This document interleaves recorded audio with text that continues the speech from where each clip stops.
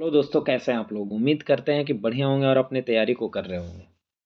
तो अभी हम लोग जो है संस्कृत का डे 2 पढ़ने जा रहे हैं और ये आखिरी भरोसा सीरीज चल रहा है जिसमें सब्जेक्टिव क्वेश्चन को कराया जा रहा है। तो आप इस सारे क्वेश्चन को जरूर देख कर जाइएगा, काफ़ी इंपॉर्टेंट क्वेश्चन है। और जो भी बच्चे अभी तक गेस क्वेश्चन नहीं लिए हैं वो हमारे इस नंबर पे कांटेक्ट करके गेस क्वेश्चन ले लें, क्योंकि वो क्या है, आपके लिए जड़ी बूटी है। और इस जड़ी बूटी को अगर आप लेकर हिल जाते हैं तो कहने का मतलब है कि आपका सारा का सारा क्वेश्चन बन जाएगा, 100 में 100% बनेगा।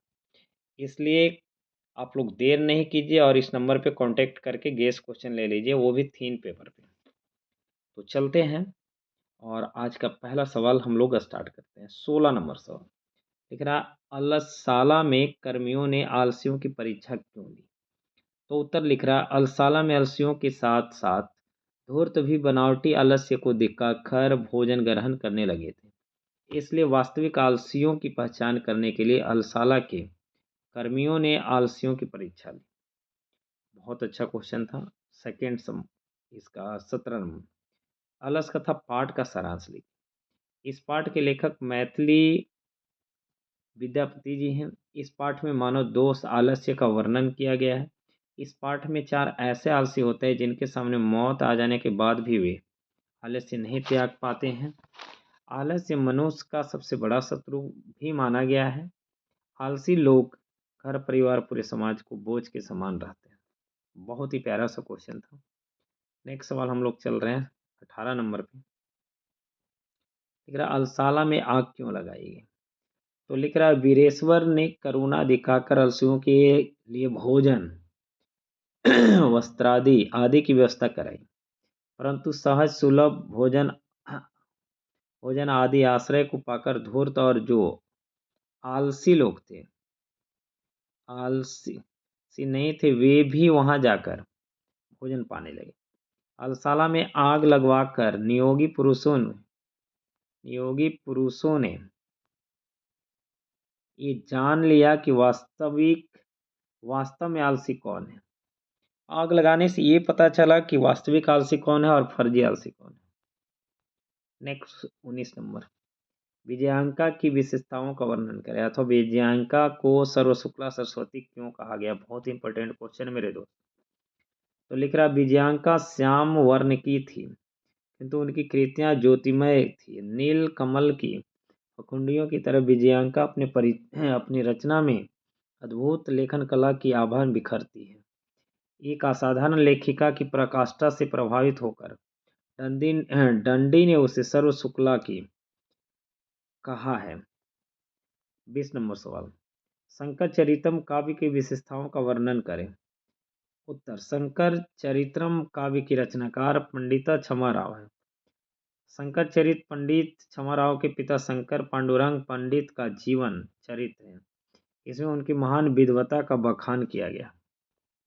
नेक्स्ट हम बात करें 21 नंबर, लिख रहा, विजयांका कौन थी, उनका समय क्या माना जाता है। विजयांका लौकिक संस्कृत साहित्य की प्रथम कल्पा है। उनका काल 800 के आसपास माना जाता है। आधुनिक काल की किन्हीं 3 संस्कृत लेखिकाओं का नाम लिखें। तो 3 लेखिका का नाम है पंडिता क्षमाराव, पुष्पा दीक्षित, मिथिलेश कुमारी। आधुनिक काल की संस्कृत लेखिकाएं हैं। चलिए 23 नंबर पे बात करने जा रहा हूँ। मधुरा विजयम महाकाव्य का वर्णन विषय क्या। 14वीं शताब्दी के अनुमान में कंपन राय की रानी गंगा देवी ने अपने स्वामी के मधुरै विजय घटनाक्रम पर आधारित मधुरा विजय नामक महाकाव्य की रचना की, जिसमें वहां के अलंकारों को सचित्र वेश आकर्षक है। 24, अथर्ववेद में किन्हीं 5 मंत्र दर्शन ऋषिकाओं का उल्लेख है।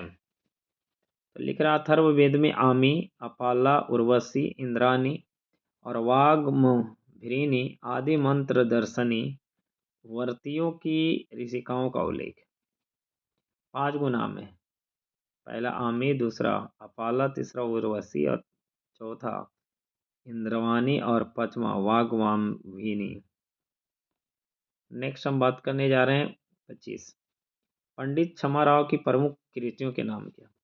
पंडित क्षमाराव की प्रमुख कृतियां शंकर चरित्र, सत्याग्रह सत्याग्रह गीता, मीरा लहरी, कथा मुक्तावली, विचित्र परिषद यात्रा, ग्राम ज्योति आदि है। लिख रहा है संस्कार का मूल अर्थ क्या है? तो लिख रहा है संस्कार का मौलिक अर्थ परिमार्जन रूप और गुणाधान रूप है, गुणाधान रूप है।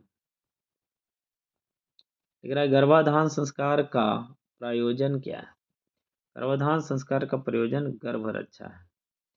28 संस्कृत साहित्य के संवर्धन में विजयनगर राज्य के योगदान का वर्णन करें।